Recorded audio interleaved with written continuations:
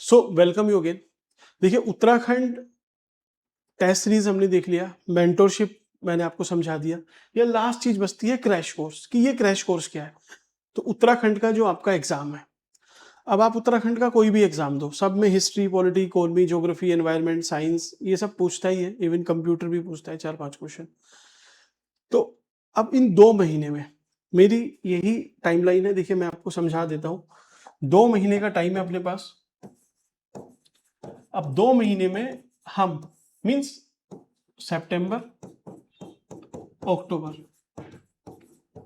ये टाइमलाइन लेके चलते हैं हम कि हम इस फ्रेम में, क्योंकि इससे फिर क्या है ना, एक टाइमलाइन डिसाइड हुई तो आपको एक, ठीक है, आप थोड़ा पुश करते हो खुद को कि भाई पूरा करना है इस टाइम पे। तो इस टाइम पे इन 2 महीने में आपको क्रैश कोर्स में सारे सब्जेक्ट पूरे कराए जाएंगे। अब सारे सब्जेक्ट में ऐसा नहीं है कि सारी चीजें यार, आप अगर आप गुप्ता एडमिनिस्ट्रेशन ही देख लो, इंडस वैली सिविलाइजेशन देख लो, उसमें कितना सारा है। वो आप अगर आपने कहीं और से पढ़ भी रखा होगा, आपने सोर्स भी होंगे और जो भी है, तो आप उसमें ऐसा तो नहीं है कि आप हर चीज नहीं सीखोगे। आपको एक तरीके से रिवीजन हो जाएगा, कुछ चीजों में आपको रिवीजन होगा, कुछ चीजों में आपको पता चलेंगे कि भाई ये टॉपिक हमें पढ़ने हैं और ये टॉपिक हम यहाँ से पढ़ लेते हैं अच्छे से। कुछ टॉपिक उसमें कवर्ड नहीं होंगे तो आपको पता रहेगा कि भाई ये टॉपिक मुझे छोड़ने हैं, नहीं पढ़ने हैं। मेन चीज ये है। आपको जो प्रॉब्लम रहती है, फोमो रहता है। और दूसरी चीज, 8 सब्जेक्ट 2 महीने में किसी के लिए भी ह्यूमनली पॉसिबल नहीं है कि वो पूरे करा सके। आप भी नहीं कर सकते हो।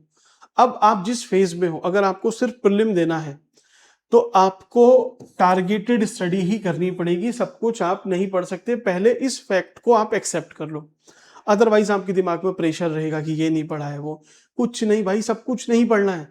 बहुत सेलेक्टिव पढ़ना है, सेलेक्टिव पढ़ना है। और उसके हिसाब से कि भाई इतना कि पेपर में जो क्वेश्चन आए उसके 90% क्वेश्चन मुझे आते हो, बस 10% क्वेश्चन नहीं छूने भी नहीं है। मैं तो बोल रहा हूं एग्जाम में आप टच भी नहीं करके आओगे तभी भी धूमधाम से निकल जाएगा।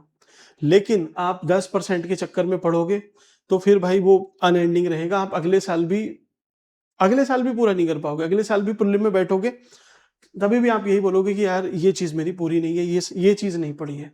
ये सबके साथ है। तो भाई पहले इसको बिल्कुल क्लियर बना लो कि भाई सब नहीं पढ़ना है, सिर्फ ये पढ़ना है।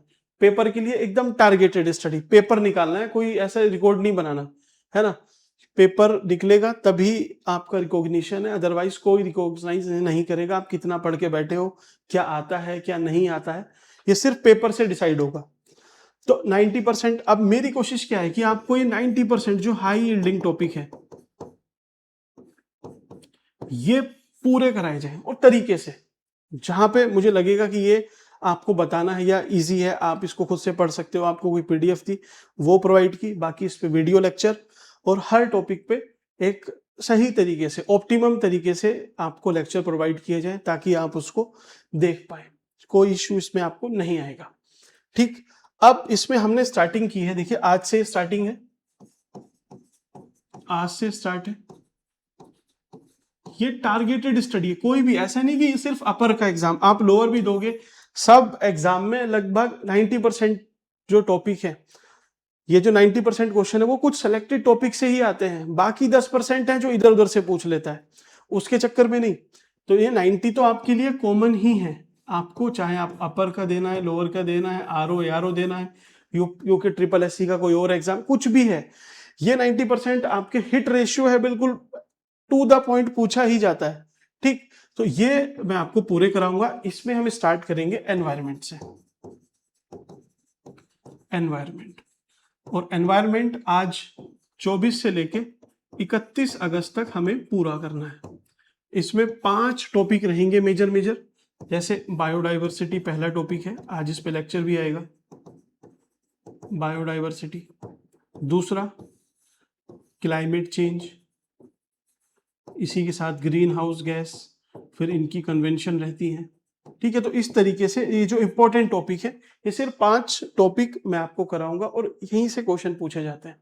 अब उसके बाद क्या करना है आपको, ये टॉपिक मैंने कराए, आप इन टॉपिक पे चाहे किसी भी, आप टेस्ट सीरीज की मैं गारंटी नहीं लेता हूं क्योंकि टेस्ट सीरीज में तो कोई कुछ भी पूछ सकता है। एग्जाम जो PYQs है उसके हिसाब से मैं आपको बोल रहा हूँ कि वही इन्हीं से पूछा जाता है। टेस्ट की बात नहीं है, टेस्ट में तो कोई कुछ भी पूछ लेगा, उसकी मैं गारंटी भी नहीं लेता हूँ, लेकिन एग्जाम में मैं आपको गारंटी देता हूँ कि आपके क्वेश्चन आएंगे तो 90% क्वेश्चन इधर से ही क्वेश्चन रखे हुए मिलेंगे। एग्जैक्ट बस देख के समझ के करेक्ट इनकरेक्ट देख के टिक मार के आ जाना। अब आपको क्या करना है, टॉपिक आपने आज पढ़ा, उसका एक छोटा सा आपने नोट्स बनाया, आपको पता भी चलेगा कि भाई कैसे चीजों को कंसोलिडेट करते हैं। आपने सुना होगा टॉपर वगैरह बताते हैं कि कंसोलिडेशन पे ध्यान दीजिए। कंसोलिडेशन मतलब क्या है, एनवायरनमेंट की इतनी मोटी बुक, उसमें से आपने नोट्स बनाए 100 पेज के, लेकिन वो 100 पेज एनवायरनमेंट के पढ़ना भी तो एक महाभारत है। उसमें से फिर आप जब उसको 20 पेज पे 10 पेज पे ले आते हो तो वही है आपका एक तरह से मंथन किया हुआ, वही है कंसोलिडेशन, उस पे ही फोकस रखना है। तो आप अपने हल्के से जो भी मैं इसमें लिखता हूं उससे नोट्स बना लेना, आपको रिवीजन में हेल्प मिलेगी, एक आइडिया रहेगा पूरा। दूसरा दूसरा इसमें आपको फायदा रहेगा कि आप फोमो से बच जाओगे कि यार कुछ मिस तो नहीं हो रहा, कुछ मिस नहीं हो रहा है। तीसरा, आप चाहे घटना चक्र से, ज्यादा नहीं, सारे क्वेश्चन मत लगाना भाई घटना चक्र से भी। क्यों? क्योंकि उसमें BPSC के पूछे हुए हैं, MPPCS के पूछे हुए हैं, उड़ीसा के पूछे हुए। तो अब सपोज वेटलैंड पे क्वेश्चन है, वेटलैंड पे क्वेश्चन बिहार वाले पूछेंगे कि बताइए बिहार का पहला वेटलैंड कौन सा है ना? आप यूपी में पूछ रहे तो यूपी में पूछेगा कि बताइए 11 वेटलैंड कौन कौन से हैं जो अभी ऐड हुए, या टोटल 11 कितने हैं। उत्तराखंड में पूछेगा तो आपसे आसन के बारे में पूछेगा। तो आप फिर ऐसे नहीं कि भाई देखो इसने सर ने तो ये बताए वेटलैंड बस इतने, और पूछ रखा है उसने, बिहार वाले ने पूछ रखा है बिहार का पहला बताइए। तो वैसे नहीं, सिर्फ हर टॉपिक से आपको हार्डली 10 से 15 क्वेश्चन अटेम्प्ट करने हैं बस, हर टॉपिक से ज्यादा 20 कर लेना, उससे ज्यादा नहीं। कोई उससे फायदा नहीं है फालतू में, क्योंकि हर PCS आपको टारगेट नहीं करना है ना।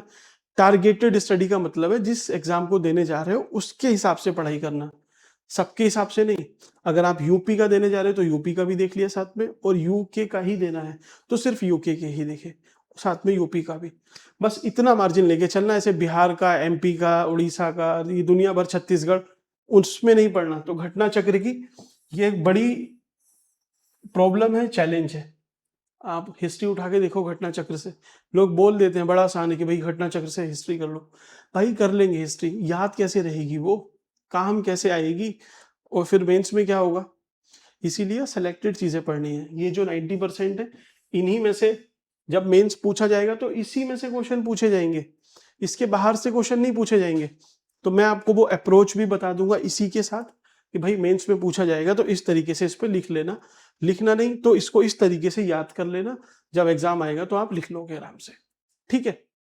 तो टारगेटेड स्टडी स्ट्रक्चर्ड वे में करते हैं, क्रैश कोर्स आपको ये समझ में आ गया होगा। अब चलिए मैं स्टार्ट करता हूं बायोडाइवर्सिटी, जो अपना पहला टॉपिक है।